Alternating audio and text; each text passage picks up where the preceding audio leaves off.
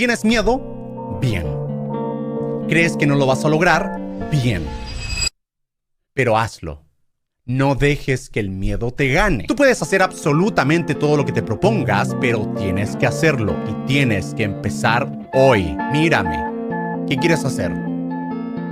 Hazlo hoy.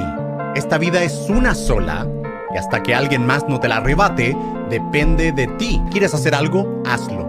Hazlo con miedo, hazlo cansado, hazlo con tristeza, hazlo feliz, pero hazlo. Y lo más importante, hazlo por ti.